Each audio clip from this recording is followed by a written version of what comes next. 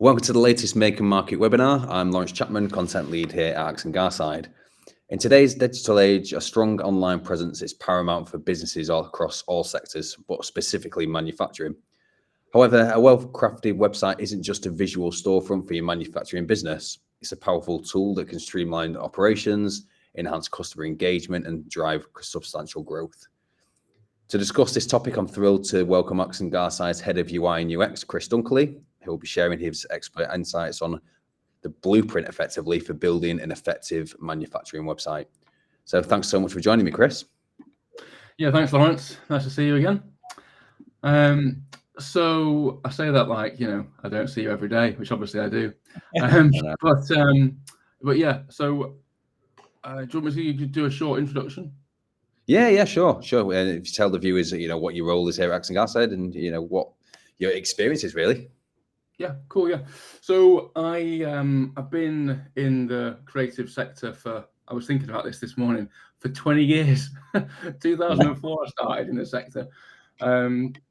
So yeah, my role has changed a lot over that time, but always focusing on creative. And obviously at Axon Garside, my role specifically is really about making websites easier to use for the user. So everything that I've done throughout my career, there's been that thread of making something really easy to use for the user. And at Axon Garside, that's focused on not only how a website looks and functions, but also how can we make those experiences convert more leads, which then sort of rolls over into CRO, conversion rate optimization. But that in a nutshell is what I do. Sounds great, and obviously it's you touched on the whole conversion side of things as well. That's obviously the bread and butter of it, really, isn't it? With your line of work, and certainly from like a business standpoint. So just to kick off, really, Chris. So what do we typically see, or what do you typically see on websites that you think manufacturers should stop doing to make sure that they're creating a site that's as good as it can possibly be? Yeah, well, there's a lot of answers to that question, and I think if I start first if we think about different types of manufacturers, typically I think there are. In fact, I'm going to just pull on a conversation that you had recently with another chap you had on the podcast, who was talking about different groups of manufacturers. And from our perspective, what we see is manufacturers have different mindsets when it comes to marketing. So you'll have manufacturers who, they don't think about the website. It's sitting there as a brochure website. They've maybe not touched it for however many years, 10 years, whatever.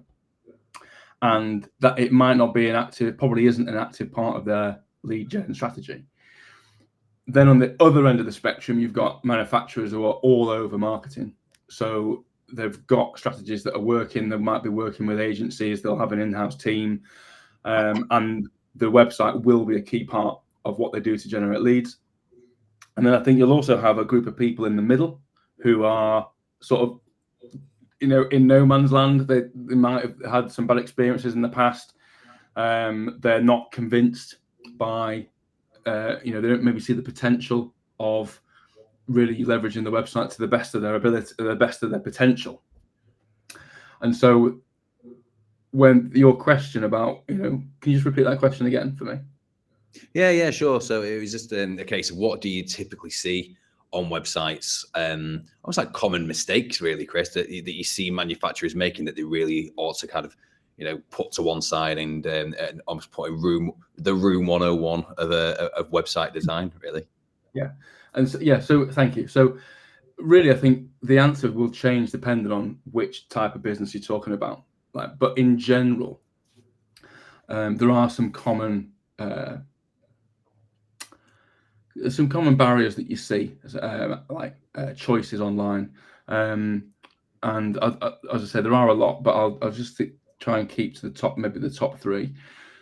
I think the first one is, if we just think about the homepage to start with, I think it's really tempting to try and say everything on the homepage. Especially if you've got a lot to say, if you've got lots of different products or services, it can be really tempting to try and make sure that the user gets all of that information as quickly as possible. Which from the client's perspective, you understand the want to do that, but actually, as a brand new user coming to the site, it can be so overwhelming. Like, where do you look? Where do you go first? What's the most important piece of information? It's almost like that's often a problem where either there's too much information and it's not clear, or the information that's been presented isn't clear enough, so it isn't to the point, so it's too vague.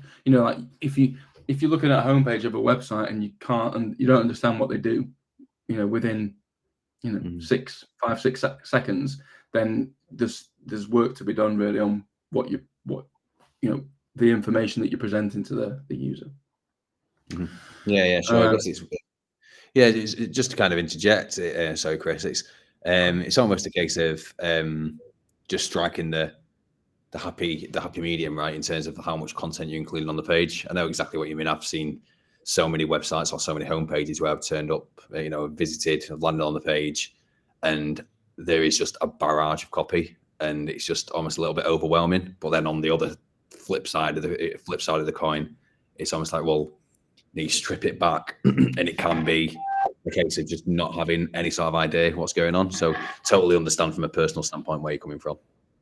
Yeah, I wanted to add something to this because I wrote something down there. I put myself on mute, but I thought I want to sort of say this as well. I think one of the key things as well is, like you said, Chris, if the information isn't presented clear enough, and whether that be in the hero or whether that be not reading War and Peace as you go down the website homepage, but if it's not presented clear enough, not only then do people not get an understanding of what you do and what you provide, but almost more importantly, they don't understand the benefit and the problems you're solving. Now, there was one, I can't remember who I was looking at, but there was a website I looked at literally the other day, who was a prospect that came through. And like most manufacturers, in the hero section, they'll have a section saying, look at our brand new, I can't remember actually what it was. I think it was a magnetics company. But it was, look at this brand new product we have. And it said, read more about it. And it went to a blog post, which was like almost like a product spec sheet of this product, right? But down below, you have all these testimonials saying how brilliant, reliable they are, how other products they've used in the past broke on them, they weren't economically viable. And for me as a marketer, and I know I'm saying this from a marketing perspective and not really from a website design or that sort of perspective, for me that's so important to include right at the very top. Say, what you provide, but alongside that, say the benefits that it has. Why is it different? Why do you stand apart? And for me, as a user coming to that website, for me, that's so important. I think a lot of manufacturers miss the point on, because I think they either focus too much on the product or they focus too much on trying to, like you said, Chris, get everything on one page. They forget they're not actually the ones consuming their product. The audience, the user is the one that's ultimately going to be converting and buying your product. Yeah, and you touched on a really good point there. Like that's again a really key ingredient to have on not just the homepage, but all relevant pages, just to prove that other people, are raving about your product. And it's a nice comment. It's a well-timed addition to the conversation, that, Rob, because really that touches on, or that brings in to play, not just the information presented on the homepage or on a blog page, but what's the user's experience across the whole site. So, another common mistake is that it's just not obvious enough where to go. So, if you think about, like, if you go to the supermarket, where to look to find the things that you're looking for, and it's really easy to, in the main, depending on what you're looking for, to get around a supermarket and find what you want. And quite often you'll see manufacturing websites that it's not clear, like, where do I go to get the next piece of information on this product? Where do I go to, how do I find the testimonials? How do I find the case studies about this particular service? How do I get in touch with you? How do I buy the product? So and managing those expectations, it all comes back to how easy is it for that user to use your website and get in touch with you to make an inquiry. And I think that for me is where it's really exciting, is where you start to look at websites and go, oh my God, right, we can make that easy, we can make that better. But it often doesn't come to the surface, Lawrence, until you start to have those conversations with the business. I'm going to stop talking. I feel like I'm talking lots. No, I completely agree. I'm listening to you speak and I'm thinking I've been that marketer before. Now, I haven't worked specifically within a manufacturing industrial company. I've worked in industries where it's like finance, again, a very, very, very, very regulated, very regulated industry, but an industry where often the copy reflects the product rather than reflecting what the user wants. And Chris, like you said, and I think with manufacturing, you get things like spec sheets, which I think we'll touch on a bit later. But for me, you'd be looking at the website, and if someone came to me and asked me, Rob, well, are the spec sheets, can I find this information online? I'd sit there and go, actually, yes, you can. But how hard is it to navigate actually to where you need to get to? And I think we look at so many websites where we're skirting through, and they've got, your obvious sort of solutions, about us, contact sort of pages, but sometimes not even that. But you've got those very obvious sort of 5-page websites, and still you have to really dig around to find the right product spec sheet. I've seen websites which have hundreds of spec sheets just in one list. You're sort of looking at it going, oh, I don't even know where to look now. I don't know what the difference is between the products, and and I think, like you said, Chris, having a clear user, we use the word user journey, we throw it around, but having a clear user journey and understanding how easy your website is to navigate is so important. I think so many people actually just, not out of fault, I don't think they design a website to be hard to navigate. I think it's just, you almost have, what's it called? I can't think of the word, the phrase I'm looking for here, but you almost look at it and you think, well, I can understand it, so everyone can understand it. Whereas actually creating a website journey and a user journey, which first of all makes sense, but is easy to navigate, I think is something that people miss the mark on quite often. Yeah, definitely. I am just going to come back round and just add the third item, which is something else which is often a common mistake, Lawrence, or certainly a common issue, which limits not only the user journey but also the conversion rate, which is that there seems to be, in a lot of instances, again, this would probably be more for the businesses that either they're in those first two tranches of either not really leveraging the website to be properly lead gen, and the group of businesses which are in between those and the and the businesses that do marketing well, is lead gen assets. So I think it comes back to the fact that there are manufacturers out there that think that when a user comes to the website, that they're a lead, and that they're definitely ready to buy, and that they're interested in their service. And I think obviously there's that education piece about helping them to understand that not everyone who comes to your website is going to buy, or is ready to buy, or wants to buy. And there's that whole educational piece. But what can you offer them that will make them go, yes, that is totally valuable to me, that is going to answer my question, I definitely want that, and yes, I'm prepared to enter the top of your funnel to get it. And that often is, you see it done, you see it not done at all, you see it done badly, where the actual asset is of no value. Like, is it really talking to the user's pains? And then even when you get it, is it good enough? So then that's definitely an area which needs a lot of work with lots of manufacturers who struggle with generating leads online. Yeah, and just to add on to that, one we half mentioned, I won't go into depth on it, but attach a CRM to your website. I know it's so simple, but again, I've been in companies where a lead comes through to your email, then you have to go from the email to upload it to an Excel spreadsheet. And I think just across the board, just having your data aligned so that anyone that does come through, you can see every touch point they've got. And obviously, we're a HubSpot house, so we're going to be a little bit biased to this, but there are so many free CRM tools you can use that you can attach to your website that you can manage those leads. Honestly, like it is something, and I've worked with multi-million-pound manufacturing companies in the past who still to this day don't operate CRM, and it's just it seems to be a wow, I'm not employed by a manufacturing company, but looking from the outside in, it just seems to be a part of business which isn't prioritized in terms of managing leads. Everything is old school, like done the traditional way. But yeah, I totally agree with you, Rob. Totally agree with you. We came, we've very briefly touched on it just earlier, guys. On almost like, making sure that, the user can go to your website and they know what it is that you bring to the table.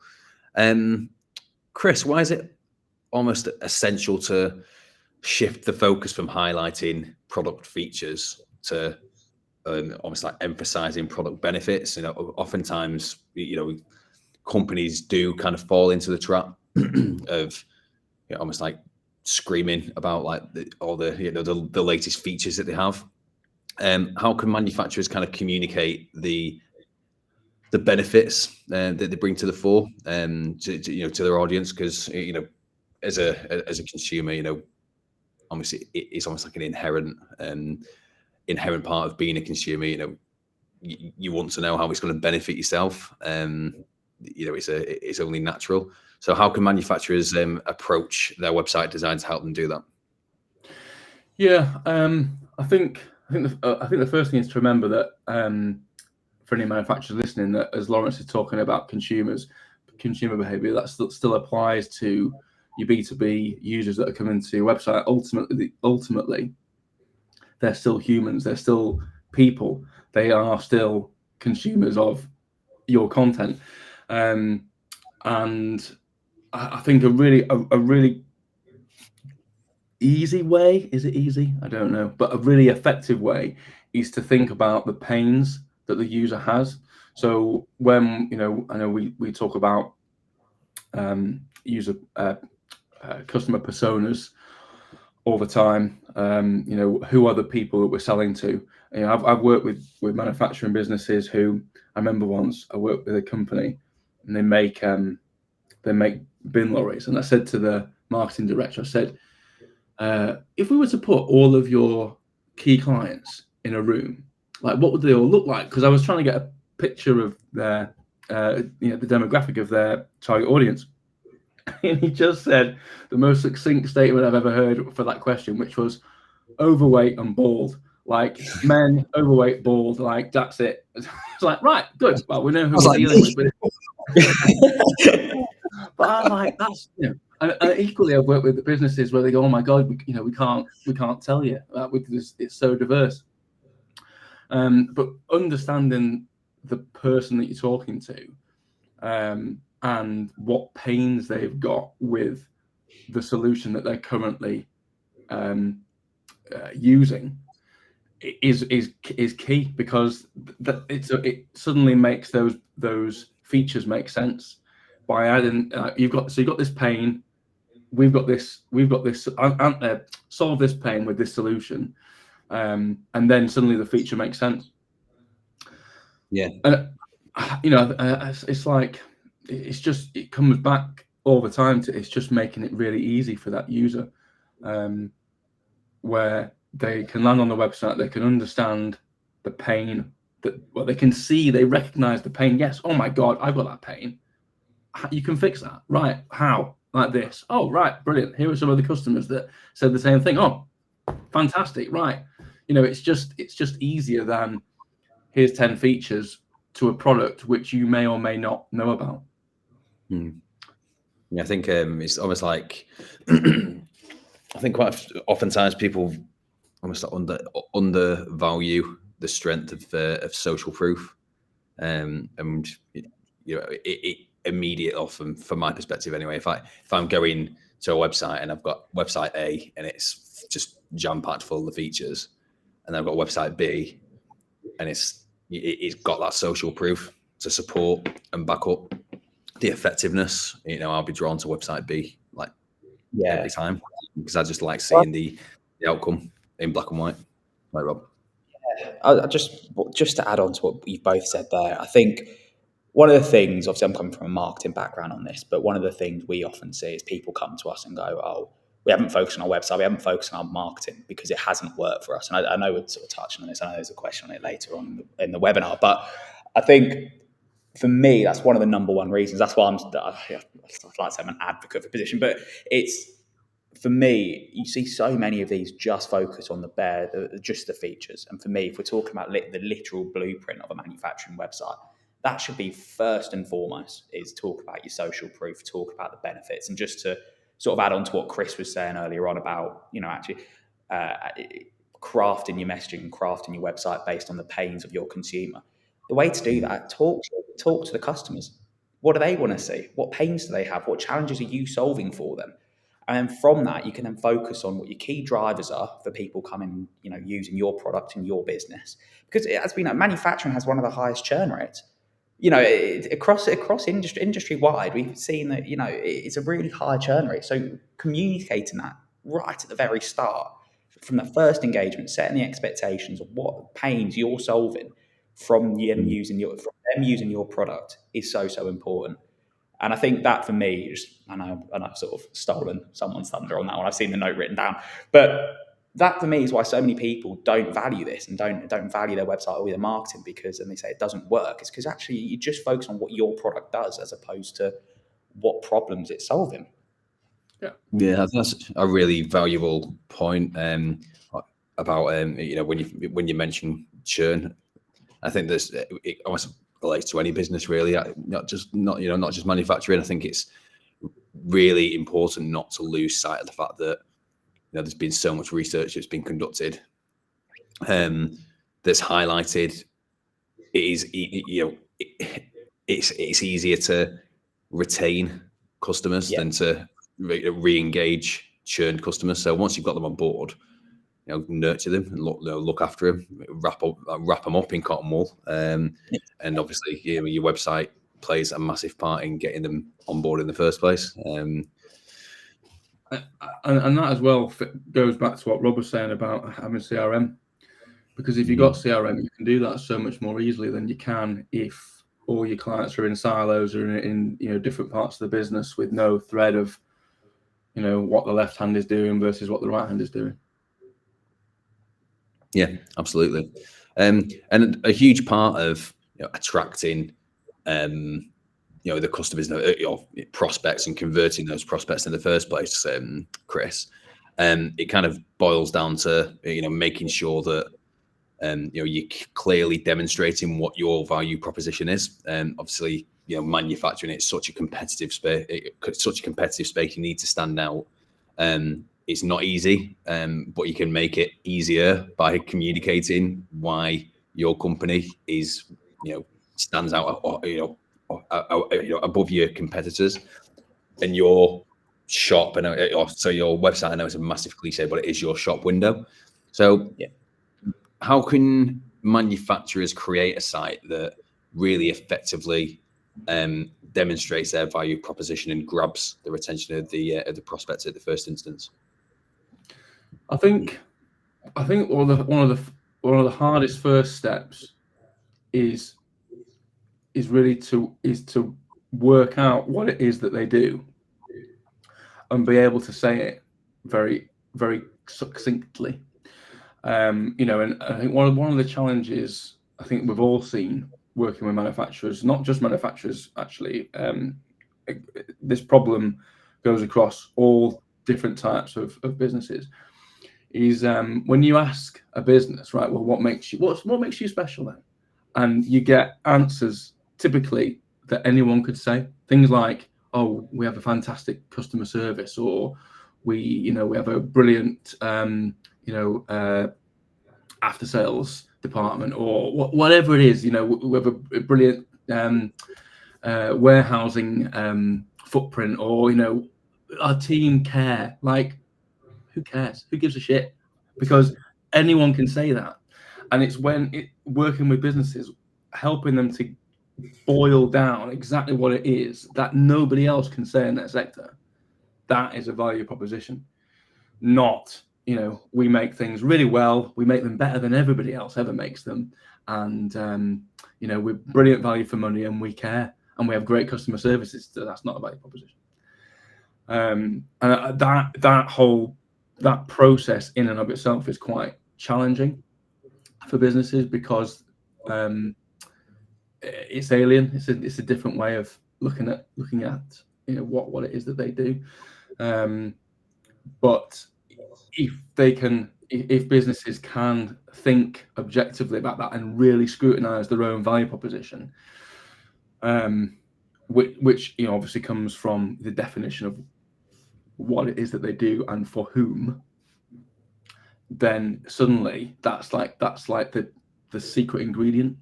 Once you get that, then it makes everything else easier, because it helps you to see where what they do matches the pains of the users as well, and you can just focus on everything that makes them them, as opposed to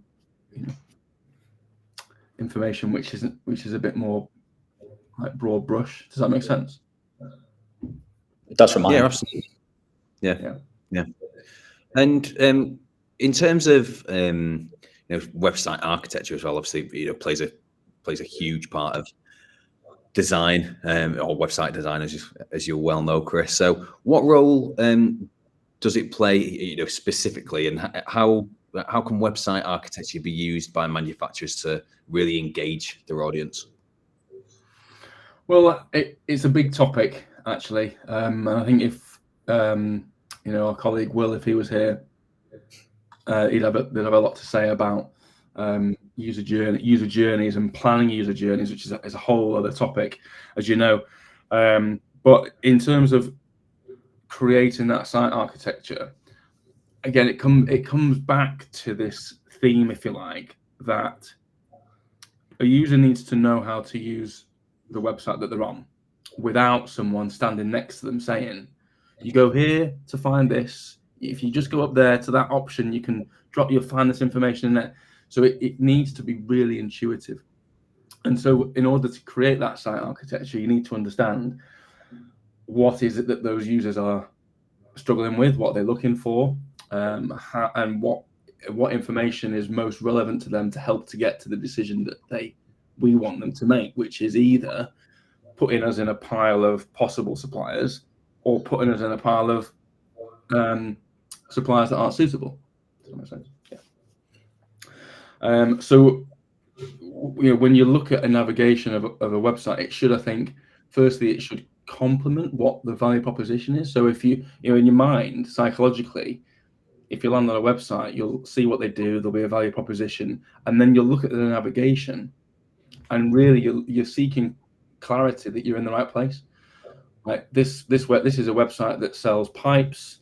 The menu system they're talking about manufacturing pipes, supply chain, sectors that they serve. Do you know what I mean? So everything needs to just fit for the user to go, right, I'm in the right place, and I can see there's a clear CTAs that take me to where I want to go. And then when they get to the pages that they make sense, we've all had it. When you click on a search term in Google, other search platforms are available. And you land on a page that is of no relevance to what you looked at, and it's like, oh my god, I'm in the wrong place. Thanks for wasting my life. So it's making sure that the menu system in place makes sense, that it's easy to get to all the areas within the website really easily within 3 clicks, and that when the user gets there, that they're in the right place and they've got the information they need. Yeah, sure. And we've spoke. I mean, to us, we're obviously very close to to working on websites. Whether or not it's obviously yourself, Chris, designing, me, writing copy for websites. Rob, you work with websites very closely. I've seen that you're quite passionate about what the benefits that websites bring to the table. But I guess what I'm quite keen to understand really is that some manufacturers, there's almost like a hesitation to devote time and resources to to making sure that the website is like absolutely tip top and they've got like an all singing, all dancing representation online of their business. Why do you think that is, Chris? Why do you think that there is that almost a reluctance to invest amongst manufacturers at times? It is a funny one, and I think depending on what mindset a manufacturing company has, if they're marketing actively versus those that are not, the answer obviously will be different. But certainly, as I say, even working with multi-million-pound manufacturing companies, it's really weird because you can see, and I think weird is an unhelpful term. I think the mindset is just is the cause, really. Like you could look at. Sorry, I've just seen a comment on the private chat. It's throwing me off. So yeah, you could have. Oh my God, what were we talking about? Well, it was about the value, wasn't it? It was why manufacturers seem to not invest in Right. websites. Yeah. Sorry, totally that private chat thing totally threw me. So yeah, with the value, so it's like what website costs. Businesses can invest anything on websites. From you can invest 80 grand in a website, you can invest 8 grand in a website, and it's interesting that oftentimes in manufacturing businesses, the manufacturing business will look at their production line and go, right, well, that machine over there, that's a £500,000 machine. That machine over there is £1 million worth of kit. That machine's 200 grand. And they've got their production line, which is all based on efficiency and output, measurable output of whatever it is that they make. And it's really interesting that websites and marketing often aren't considered with the same outlook, and that often when we have conversations with prospects, and it's like those dots haven't been joined. That they look at a website as just out and out. Oh, well, that's a cost. That is an out and out cost that I'm never going to recoup. And only the people in their shoes can answer the question, I think, as to why they have that outlook. But perhaps there are educated guesses that we can make, and that maybe we've seen with other manufacturers, other stories. Certainly, manufacturers that I've worked with, when I've spoken to them about marketing and website services, a common thread is often, well, we paid for a website 5 years ago and it was utter crap. Didn't generate us anything. Or we did a website project and it blew the budget, or we did a website project and it took 5 times longer than we planned. So I think there are horror stories that haunt manufacturers, which is understandable, actually.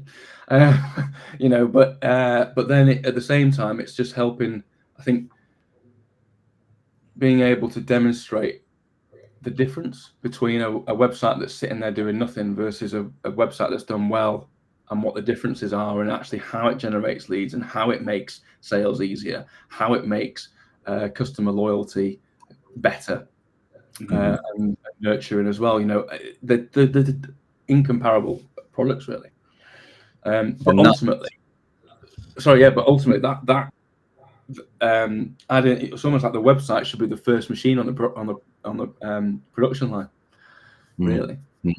Yeah, and that kind of brings me very nicely onto the next question, because I was going to ask you, Chris. Obviously, you've done some speculative work on an industrial site, so can you just show the viewers how, almost like the best practices that you've implemented on the website? Yeah, so I'll just caveat it to start with. It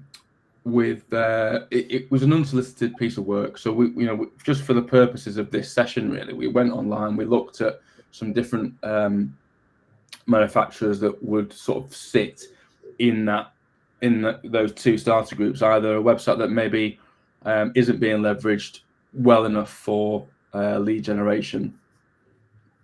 And then, so I'll take you through it. It's an established business. They're actually a really impressive company.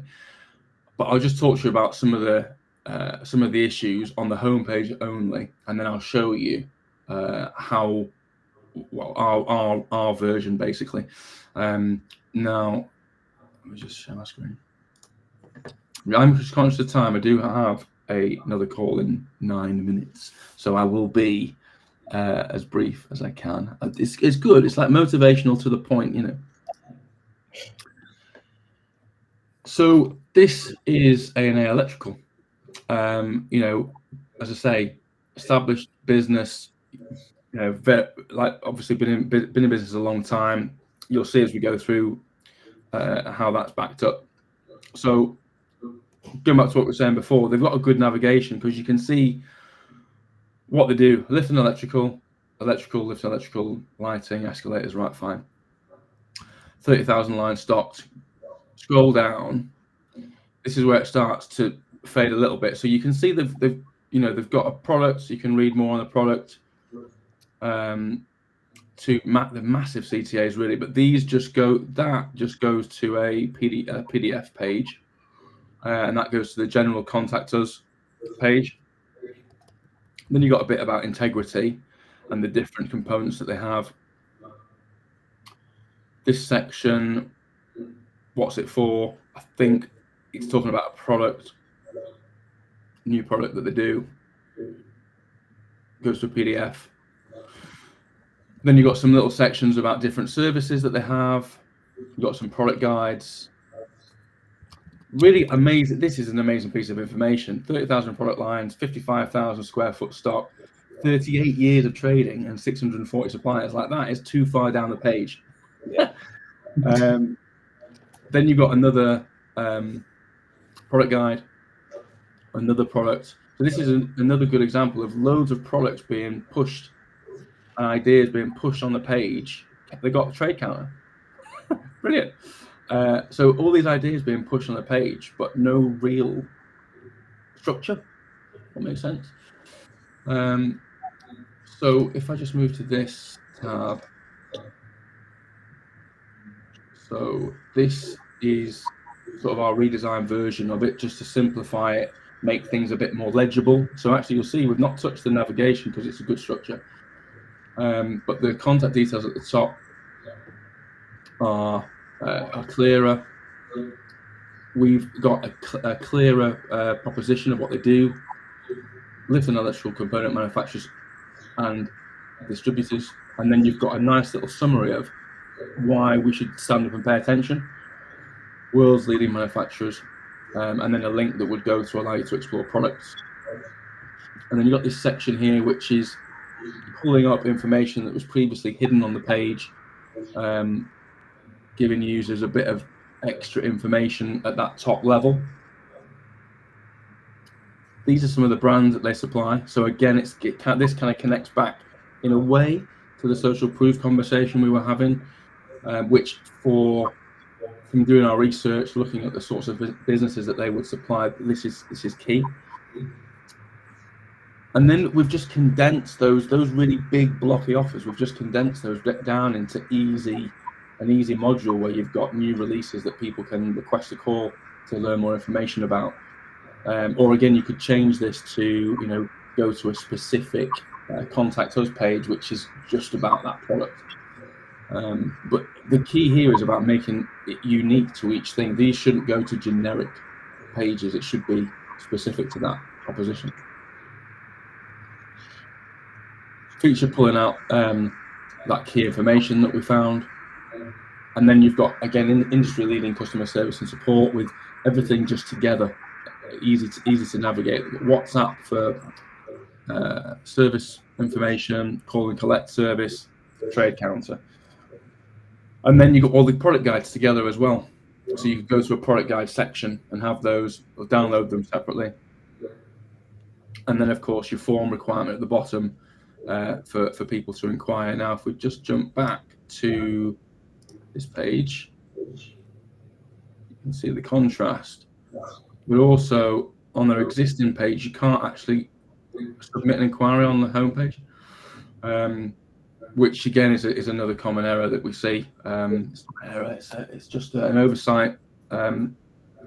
If we're thinking about conversion rate and getting as many leads as possible, we want forms in key places in a website to allow the user to make those inquiries. So that in a nutshell, Lawrence, is that comparison. Do you got any questions? No, but I will just say one thing. Sorry to interrupt that, Lawrence. Is that That's fine. like you were saying, Chris, about the not having the form, or even looking at the navigation there, scrolling up, the point of contact is to call. Now, it's something I was going to cover later anyway, but you're then expecting someone to then go to their phone, dial your number, call up, instead of something as easy as, like you said, just an inquiry form. And this is, I actually do really like the ANA website. I think it's a lot nicer than a lot of the website examples we've seen and we've looked at. I think it's looking at an opportunity there. It's just that opportunity is missing to make that conversion. So no questions, just an observation. No, that's I was spot on, really, Chris. I can see, when you're comparing the two, it just looks a lot. It is a lot sleeker, a lot cleaner, because there was a lot going on in the original that you're showing us there. So, just to kind of wrap things up, Rob, just a quick question for yourself, mate. So, what are the 3 questions that you should ask your manager or marketing team, rather, to understand whether or not you're missing an opportunity with your website? Yeah, of course. And Chris, if you need to drop off, you can drop off. I can answer this last bit if you need to. But I think the first thing in my mind is, the first question I'd ask in this situation is, if this website went down tomorrow, if there was absolutely nothing there, would it affect your business's bottom line? I think that's first and foremost, because it is, like I said, a website is an ROI solution. It's a method to make money for the business. That's the truth of it, right? If it doesn't, you've got to understand 2 areas. Is it because it's a functionality thing, and people land on your website clicking straight off, don't know where to go, can't convert? Or is it a messaging thing? Does your customer not understand what you do, what you're offering? And then there is actually a third bit, which was sort of mentioned, is there any conversion points? What are you expecting the customer to do once they land on the website to be able to get in contact with you? Now, if you can answer all these questions and it's very clear to you, maybe you're just being unlucky. But I think first and foremost, that is the absolute first question you should ask. Does your website generate revenue? Does it not? And I think that, for me, is numero uno. I think the second and the third one, I think you can run in tandem with one another. Because I think the first one is anyone actually seeing the website? Which might just be a marketing problem rather than a website problem. But it's fairly self-explanatory. If no one lands on the website, and if they don't land on the website, you cannot convert them. That's the truth, right? You can look at tools like SEMrush and Ahrefs, but there are free tools you can use, like Google Search Console, shows exactly what search terms people are typing into Google in order to convert, in order to land on your website. But by understanding that, and understanding, first of all, if people are landing, what they're landing on, what sort of keywords they're searching, what keywords you're showing up for, you can then determine, you can then look at your website navigation, you can look at your website messaging, and turn around and go, right, that's what needs to change. That's what needs to change in the user's journey in order to, start converting more customers and generating revenue for your business. So I can see Chris is looking at the clock.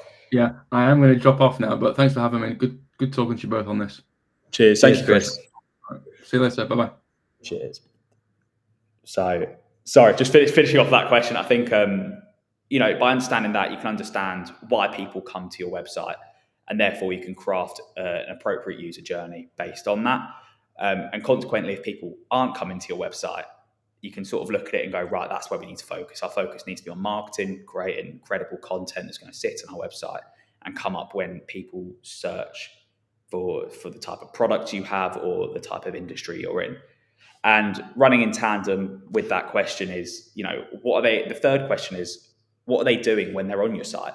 What are they seeing? How do they interpret your messaging? And, Chris, who's just dropped off, is probably a better place to give a more accurate response to this than I am. But I'm just thinking about it from a completely user experience perspective. It's placing yourselves in the shoes of an audience member. And, Chris, just there in that, not teardown's the wrong word for it, but in that demonstration showed, how with website design, you can visualize a user journey much better, and how you can use website design in order to help people along that user journey. But I think I'm even looking at it from a messaging perspective. Like I said, if I know how people are landing on my site, if I know that my website is generating conversions and revenue, you can take a deeper understanding by looking at the Google Analytics and going, actually, for those that come onto our website and bounce, we need to understand why they're bouncing. What are we missing? Are we missing more top of the funnel content? Is there no bottom of the funnel conversions? Are they getting lost when they go on a certain page? And be able to digest that information and understand the user experience. And you can do that with tools like free tools like Google Analytics can see, where people have dropped off. I think it's called the tree map. I'm not 100% sure, but where it shows where they landed, the landing page, and then the page they went to next. And then it just shows you a drop off page after page. But even tools like Hotjar, which we're a big advocates for here, it shows you literal people on your site. It shows where they're tracking, it shows what they're doing, and you can make accurate data-driven changes to your website, which will improve that user experience. So, I mean, just to wrap up this question and this webinar, first question, is it producing revenue? Why isn't it producing revenue? And understanding whether it's a mechanical issue or whether it's a conversion issue. Second one is anyone seeing the website? Understanding if you are coming up in search results, what search results are coming up for, and if not, why? What content do you need to produce to come up in those results? And the third is what they're doing when they're on your site, understanding the user journey, understanding where they're dropping off, and how you can prevent that. And that, for me, are the three fundamental questions you should be asking anyone managing your website, or your manager, or your marketing manager, to understanding how go back to the first question, how your website can then generate revenue. And that, for me, are the three fundamentals for, to create a blueprint for a manufacturing site. Brilliant. Rob, it's been an absolute pleasure. We've run out of time. Chris has dived off. He's gone on another call. So thanks to him, and to yourself, Rob, for sharing your insights, and a huge thanks to the audience for attending. Just be sure to visit www.axongarside.com for more manufacturing content, and also tune into our Make and Market podcast, which is available on Spotify and Apple Podcasts. But until the next time, thanks so much. I've been Lawrence Chapman. I've been joined by Rob White, and it's been a pleasure. Thanks very much. Thank you, guys. Cheers.